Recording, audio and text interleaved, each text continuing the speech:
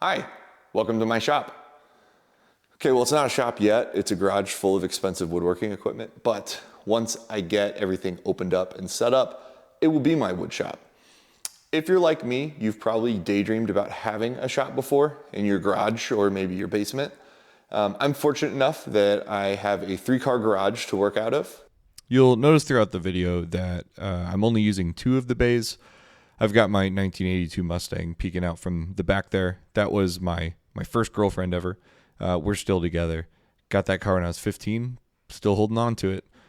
So what we're doing here now is just getting all these boxes opened up. I bought all the equipment that I planned to have in the shop all at once, which means I had a whole lot of cardboard to go through. First thing I opened up here is the saw stop. I was really excited to get a look at this thing because, well, I spent a lot of money on it, and I'd always wanted one. The manual recommended that you get 2 to 3 people to lift this thing up and put it onto the mobile base. I just moved and I don't know anybody around my new house here, so I was doing this myself. This thing is pretty dang heavy. Figured if I got hurt, it'd be good content for YouTube at least. So I just went for it. Probably not the smartest thing. You see me really fumbling with it here. Would have been a whole lot easier if I had some help, but that's okay. We got it up and we got it installed onto the base. If you look at the top right of the screen, what you'll notice now is that I am adding annotations so that you guys know what these different pieces of equipment cost. So that first annotation is for the Laguna dust collector. If you add everything up by the end, it's about $18,000 that I invested in this shop. I know, a whole lot of money. I saved up for quite a long time, and this is something I've always wanted to have in my garage. I also kind of justify the price of all this equipment just because it should be something that I keep for the rest of my life and potentially hand down to someone else. I have no plans to have children, but I'll find someone to hand it down to or sell it, I guess, once I'm too old to be able to safely use the shop anymore. I don't want to think about moving all this stuff out of the garage. It was hard enough getting it in here. I don't think I'll be in this house the rest of my life, but eventually I'm going to have to move it if I move houses because I'm not giving this stuff to the next guy. What I'm doing now is I'm installing the planer onto its mobile base. These mobile bases came from Jet. I was able to just find them on Amazon. They're adjustable bases, and they actually work really well for moving the equipment around. I'm a bit taller, so I actually even like the extra maybe inch that these raise the machines up into the air. It doesn't sound like a lot, but really does kind of save your back if you are, a bit taller, so you don't have to be leaning over quite so much. You can see I kicked the locks on the front there. There are locks that you can set so it doesn't roll quite so easily. You are still able to move it, but I don't think I'm ever going to be pushing a piece of wood through so hard that the base moves while those locks are engaged. What I'm doing now is putting together a cheap Amazon wood rack that I bought. Ended up working pretty great. I say cheap in the sense of the price was cheap, not the actual quality of it. These seem to work just fine. I've loaded them up with quite a bit of lumber at this point, and they don't seem to be going anywhere. They are driven into studs, of course. I wouldn't want to put these in with drywall anchors. I think you put much lumber on there, it's going to rip right out of the wall. All right, here's the current state of the garage.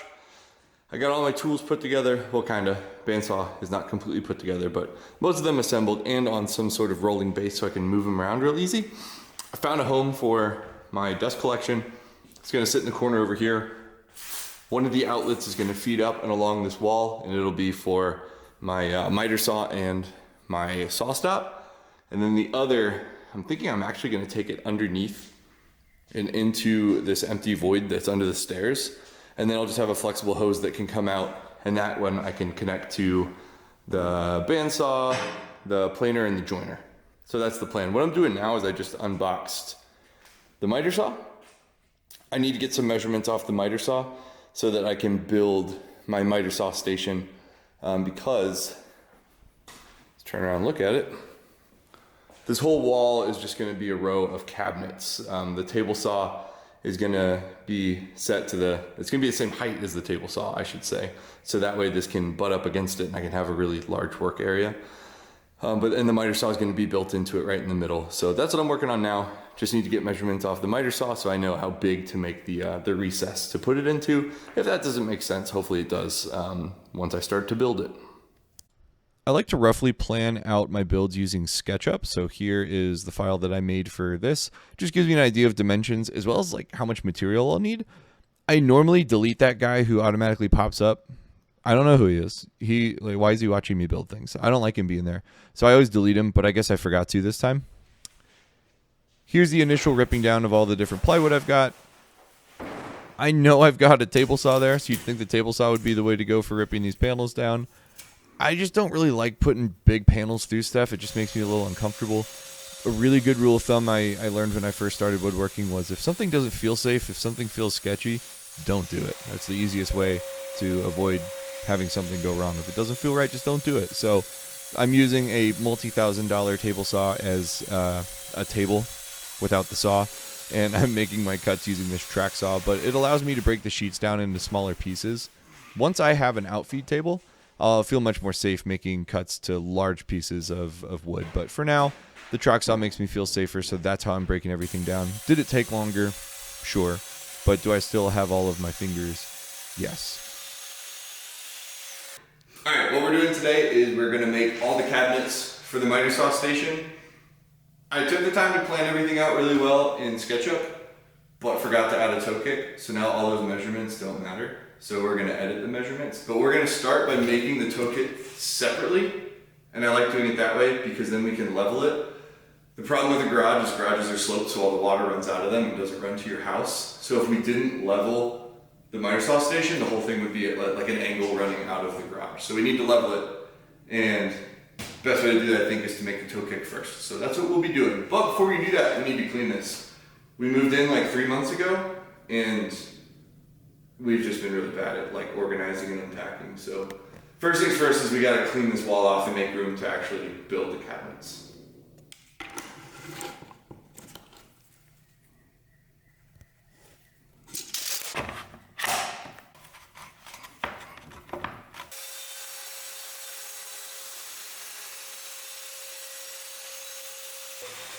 Here we have our first guest appearance by my fiance Ashley. She has been helping me out a ton with moving things and assembling and making cuts.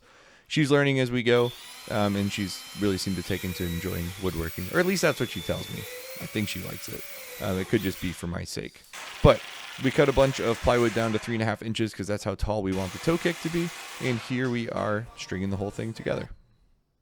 This is where you can now see just how much of a slope the garage has to it. So we need to account for that gap. Since the garage is sloped, and right now, if we put a level on that, it's definitely sloping out towards the garage. We measured the far end once we got it level, and it's a 3/4 inch gap. So what I'm gonna try doing is I'm gonna measure 3/4 on this board. So right there. And then this board is 8 feet long. And actually all I'm gonna do is line up on the 3/4 inch mark there, and then line up the other end to just go to basically 0. And then make that cut. And this will be, hopefully, a perfect wedge to put underneath that and fill all the space underneath it. I don't know if it's gonna work, but we're gonna try it. Well, the Evan talking to the camera there had a decent idea, I think, but very poor execution. So he's unaware of the mistake that he just made. The whole miter saw bench is about 16 feet long.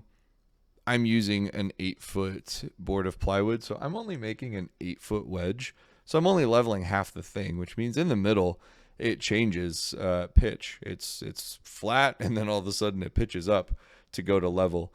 Ended up not being like that big of a deal, honestly. Everything still worked out fine, but I should have started at 3/4 and then gone 16 feet down to 0, leveling the whole thing rather than just leveling half of it. So not really sure what I was thinking there, but yeah, it ended up being okay. Not the end of the world.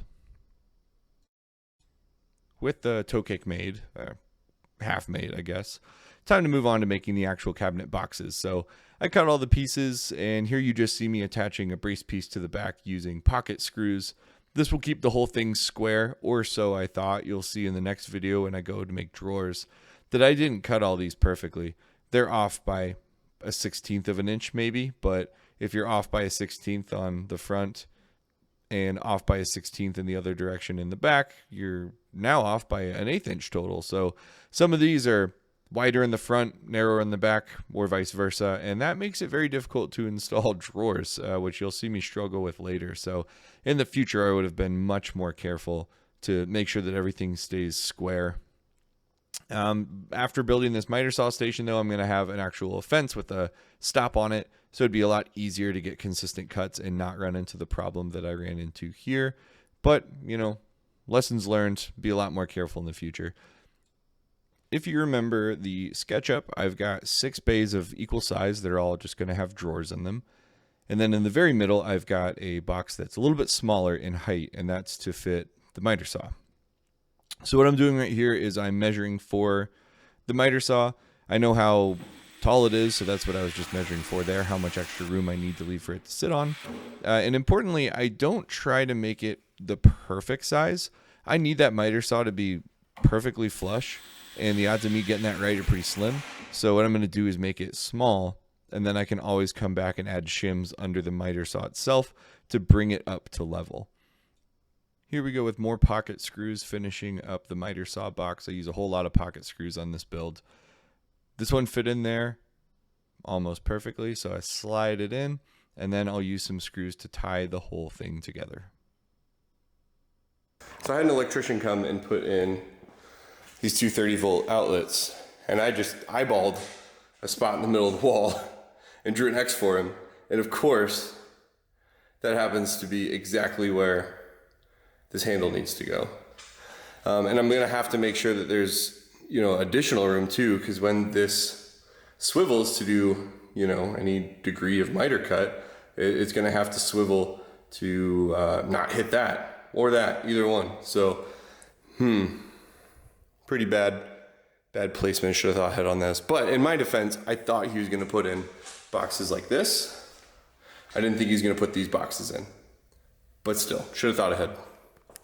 And here is our second cameo, and that would be my cat Kona. She loves to be in the garage and help me out. I shouldn't say help. She loves to beg for attention. She's pretty good with it. I don't know how I managed to not stop and pet her here, but she's normally all over me, so sometimes I gotta lock her out of the garage depending on what I'm doing.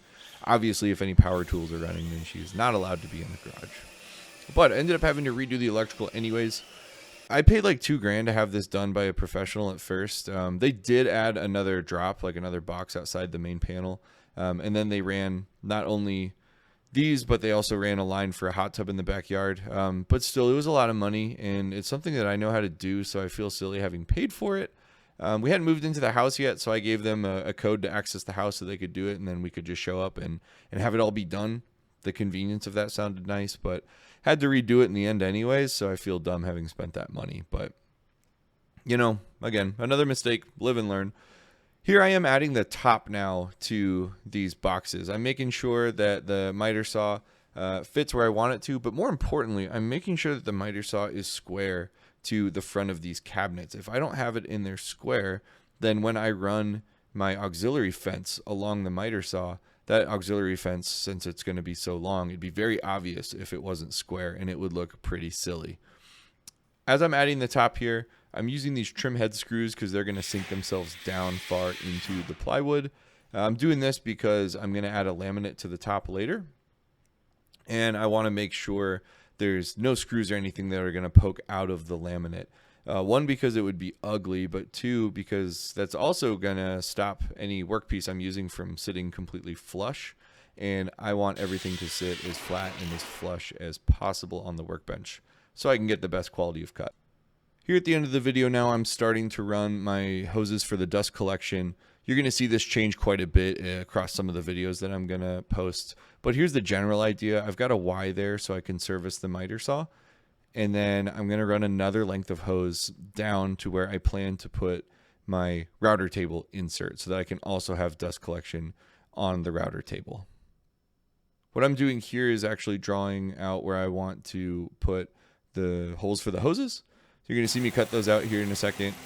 With the jigsaw, I do a horrible job, but these get covered anyways, so you won't see them, but those are some ugly cuts. Well, we're gonna wrap up part 1 of this video here. I've got the carcasses of everything built. I've got the miter saw section set up. I've run power for all of my 230 volt equipment. So next is gonna be making face frames for everything, creating a bunch of drawer boxes, making the drawer faces, mounting all those boxes. And then I have a couple other things I'm gonna add to this miter saw station that I think are gonna make it just a little more useful, especially considering I'm trying to make everything fit as well into this 2-car garage space as I can. So one thing I'm gonna add is a router station over here. So that's what this dust collection is for at the moment. It's gonna come down through the table and into a box. That way I have good dust extraction for the router table. And then there'll be an insert right here. And then my fence for the miter saw will be dual purpose, and that I can use the fence for my miter saw cuts, but I can also use the fence for anything that I want to do on the router table. So I'm kind of excited for that. You can see I've got 2 hoses that are coming down right there. So the second hose and the second hole that's in the top here, I'm gonna have another hose that sits in a box right here. And that's gonna be about a 20-foot long hose. So I can pull that hose out. It's one of Rockler's like expanding stretchy hoses. I can pull that out whenever I want. I can use it to vacuum up the shop. I can hook it up to my table saw, to my bandsaw, my joiner, my router, all the other things that are on the other side of the shop without having to have hoses draped across the ceiling or anything like that. I think it's gonna be nice to be able to just grab it from here and pull it out, and then I'll have a home to go back into when I'm done. So I'm excited about all those things. I'm also gonna be building a hood over the miter saw station. That's what this dust collection port is for. Is gonna go down and set up right onto this. So I'll have extra dust extraction there. Quite a bit work left to do still, and I have to add the laminate top to the top of this. And as you can see, I'm starting to fill this with just a bunch of junk already, which is what I want to avoid doing. I don't want it to be full of junk. I want it to be organized with drawers. So that's next. Well, you might notice that there's a lot more done all of a sudden. So I'm coming to you from the future. I forgot to record an ending to this video. So, you know, here it is. If you guys enjoyed anything in this video at all, if you found it helpful or just entertaining, it would mean a lot to me if you could hit the like button or subscribe if you want to know when the next video comes out. That'll help me to keep making these videos. If nobody watches them, not really worth my time to make them. So let me know that you enjoyed them by hitting that for me. So keep your eyes out for the next video if you want to see how I got all this other stuff done. Thanks.